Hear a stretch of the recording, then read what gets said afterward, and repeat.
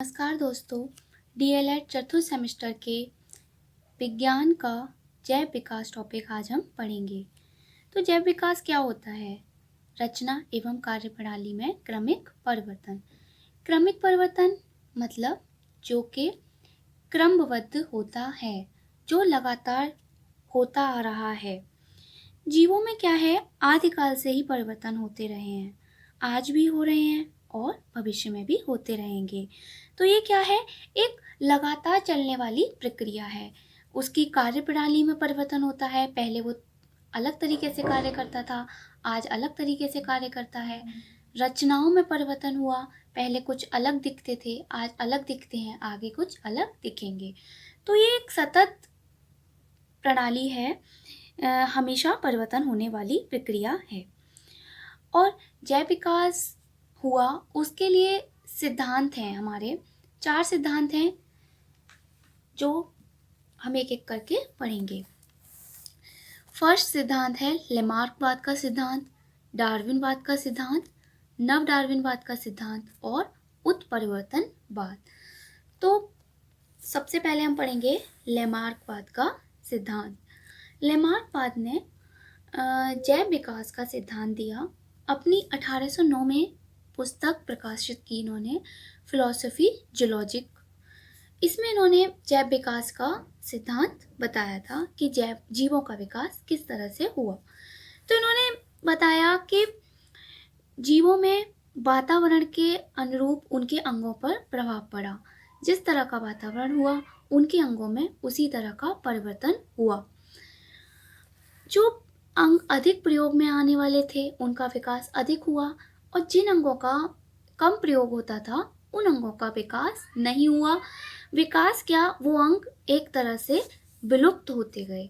तो क्या हुआ, जिन अंगों का हम लोग ज़्यादा प्रयोग कर रहे हैं, करते आए, उन अंगों का विकास होता चला गया, और जिन अंगों का हम प्रयोग नहीं कर रहे थे, उन अंगों की विलुप्ति हो गई। उदाहरण में क्या है कि जिराफ की गर्दन का लंबा होना। जो अधिक लंबी गर्दन वाले जिराफ थे, उनका विकास हो गया और वो अभी तक देखे जाते हैं, और जो छोटी गर्दन वाले जिराफ थे, वो आगे सरवाइव नहीं कर पाए। दूसरा सिद्धांत दिया डार्विनवाद ने। डार्विनवाद का सिद्धांत में उन्होंने सबसे ज़्यादा जोर दिया सर्वाधिक प्रसिद्ध सिद्धांत। उन्होंने बताया कि जीवन में एक संघर्ष करना होता है। जो वातावरण के अनुरूप उसने संघर्ष कर लिया, वो आगे चल जाएगा, और जो नहीं कर पाया, वो नहीं चलेगा। तो इन्होंने बताया कि एक ही जाति के अगर 2 जीव हैं, वो भी समान नहीं होते, उसमें भी विभिन्नताएं होती हैं। वो विभिन्नताएं होती हैं वंशानुक्रम की वजह से। तो जो जीव जितनी वातावरण के अनुकूल विभिन्नताएं रखता है, मान लो विभिन्नताएं तो हैं, लेकिन जो जीव जितनी वातावरण के अनुकूल विभिन्नताएं रख रहा है, वो दीर्घकालीन जीवन में सफल होता है। और जो विभिन्नताएं रखता है लेकिन वो वातावरण के अनुकूल नहीं है, तो वहीं वो नष्ट हो जाती हैं, आगे सरवाइव नहीं कर पाती। नेक्स्ट हम पढ़ेंगे, डार्विनवाद में ही। तो यही विभिन्नताएं पीढ़ी दर पीढ़ी जीवों में एकत्रित होती जाती हैं, तथा काफ़ी समय बाद ये जीव अपने मूल जीवधारियों से इतने भिन्न हो जाते हैं कि एक नई जाति का निर्माण हो जाता है। तो इससे क्या हुआ, जीवों का विकास हुआ। अब नव डार्विनवाद में इन्होंने क्या किया, नव डार्विनवाद के सिद्धांत में, अपने ही सिद्धांत में इन्होंने क्या जोड़ दिया, एक नया रूप जोड़ दिया जीन परिवर्तन का। इन्होंने बताया कि जीन परिवर्तन का भी जैव विकास पर बहुत प्रभाव पड़ता है। इस सिद्धांत में जैव विकास में जीव पर एक साथ कई कारकों का प्रभाव माना जाता है। वो कारक बहुत तरह के हो सकते हैं जो एक नई जाति को जन्म देते हैं। इन कारकों में विविधता, उत्परिवर्तन, प्रकृति वर्णन व जनन 4 कारण प्रमुख हैं। अब हमारा लास्ट जो सिद्धांत है वो है उत्परिवर्तनवाद। इसके जो प्रतिपादक थे वो थे ह्यूगो डी ब्राइस। इन्होंने क्या बताया कि नए जीवों की उत्पत्ति पीढ़ी दर पीढ़ी लक्षणों के संचय व क्रमिक विकास की वजह से न होकर उत्परिवर्तन के फलस्वरूप होती है। और इन्होंने क्या बताया कि जो उत्परिवर्तन होते हैं वो अनिश्चित होते हैं और जो उत्परिवर्तन होते हैं वो प्राकृतिक होते हैं, वो नेचुरली होते हैं, हमारा उस पर कोई कंट्रोल नहीं होता। और एक ही जाति के अलग अलग जीवों में भिन्न भिन्न परिवर्तन हो सकते हैं। ओके, अब ये जो था सिद्धांत इन्होंने दिए, फिर आलोचना भी हुई, डार्विनवाद की आलोचना। डार्विनवाद के सिद्धांत की आलोचना क्यों हुई? क्योंकि सबसे पहले इन्होंने क्या किया कि इन्होंने अवशेषी अंगों के उस उपस्थिति का कोई विशेष ध्यान नहीं दिया, क्योंकि अवशेषी अंग भी पाए जाते हैं, लेकिन उन्होंने उस पर कोई ध्यान नहीं दिया कि वो क्यों पाए जाते हैं, किस कारण से पाए जाते हैं, कोई ध्यान नहीं दिया। नंबर 2 है, इन्होंने विभिन्नताओं की उत्पत्ति तथा कारणों पर कोई विशेष ध्यान नहीं दिया। इन्होंने बताया कि जो जीव की जो विभिन्नताएं हैं वो वातावरण के अनुकूल होंगी तो वो आगे सरवाइव करेगा, और जो विभिन्नता वातावरण के अनुकूल नहीं होगी वो आगे सरवाइव नहीं कर पाएगा, वो वहीं नष्ट हो जाएगा। लेकिन इन्होंने ये नहीं बताया कि वो विभिन्नताएं होती क्यों हैं, ऐसा इस पर कोई विशेष ध्यान नहीं दिया। और तीसरा कारण क्या था कि वंशागति तो होती है, वे पीढ़ी से दूसरी पीढ़ी में किस प्रकार पहुंचती हैं। मान लो जैसे कि कोई इसमें विभिन्नता है, वो एक पीढ़ी से दूसरी पीढ़ी में किस प्रकार पहुंचती है, वो भी इन्होंने कोई उस पर ध्यान नहीं दिया।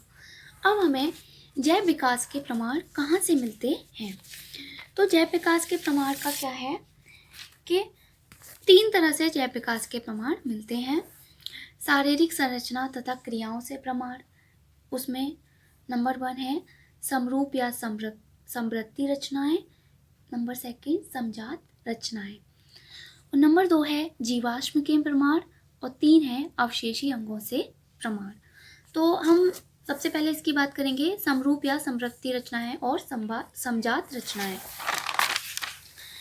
देखिए, समरूप या समवृत्ति रचनाओं में क्या है, ऐसे अंग जो एक ही प्रकार का कार्य करने के लिए दिखाई देते हैं लेकिन उनकी उत्पत्ति में अंतर होता है। जैसे कि पंख बनाए, कीट के, पक्षी के, चमगादड़ के पंख एक समान होते हैं, पंख हैं, देखने में एक जैसे होते हैं, लेकिन मतलब कार्य वो एक जैसा करते हैं, लेकिन उनके जो मौलिक रूप से वो समान नहीं होते।